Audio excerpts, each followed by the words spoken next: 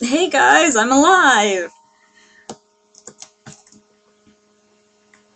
This video is merely an expansion on shallowness, but it was such a specialized form of shallowness that I thought it deserved its own installment. Today the topic is on Bella's fears, or rather one fear in particular. Bella is terrified of growing even 1 year older. I mean, heaven forbid she reaches 20 or 30. That would be absolutely horrible. The official excuse is that she doesn't want to be older than Edward, but that's bold because he's about 100 years old. She'll never be older than him, no matter how hard she tries. Age in Twilight is a weird thing. One is not only as old as one feels, but as old as one looks. This explains why it's okay for Jacob to marry Renee's thingy when she's the ripe old age of 7. Because she looks 17, it makes that perfectly normal and wonderful. But it's also why Bella keeps calling Edward 17 when he isn't at all. I think it's reflective of the author's view on the subject of aging.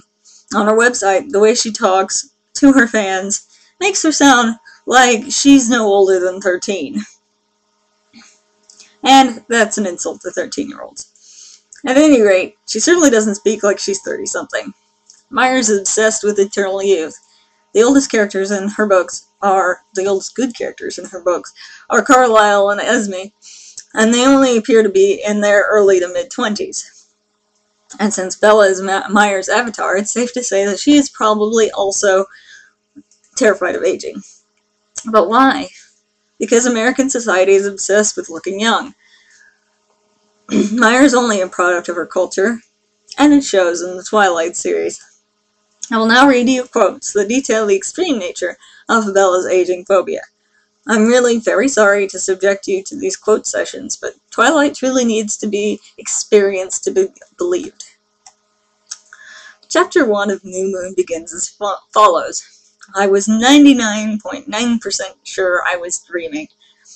The reasons I was so certain were that, first, I was standing in a bright shaft of sunlight, a kind of blazing clear sun that never shone on my drizzly new hometown of Forks, Washington.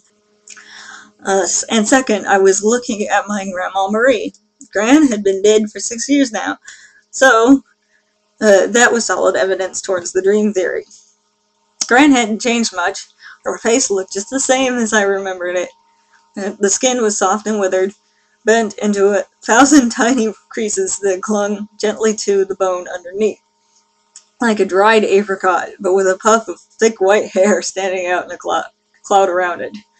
That's attractive. 4 months, or our mouths, hers a wizened pucker, spread into the same surprised half smile at just the same time. Apparently she hadn't been expecting to see me either. I was about to ask her a question. I had so many. What was she doing here in my dream? What had she been up to the past 6 years? Was Pop okay? Had they found each other wherever they were? But she opened her mouth when I did, so I stopped to let her go first. She paused too, and then we both smiled at the little awkwardness. Bella! It wasn't Gran who called my name, and we both turned to see the addition to our small reunion. I didn't have to look to know who it was. This was a voice I would know anywhere. Know and respond to, whether I was awake or asleep, or even dead, I'd bet. The voice I'd walk through fire for, or less dramatically, slosh every day through the cold and endless rain for. Edward. And even though I was always thrilled to see him, conscious or otherwise, and even though I was almost positive that I was dreaming, I was panicked as Edward walked towards us through the glaring sunlight. I'm blind! Ah! Okay, sorry. I panicked because Gran didn't know that I was in love with a vampire. Nobody knew that. So how was I supposed to explain the fact that the brilliant sunbeams were shattering off his skin into 1,000 rainbow shards, like he was made of crystal or diamond? Snip. I shot a panicked glance back at Gran and saw that it was too late. She was just turning to stare back at me, her eyes as alarmed as mine.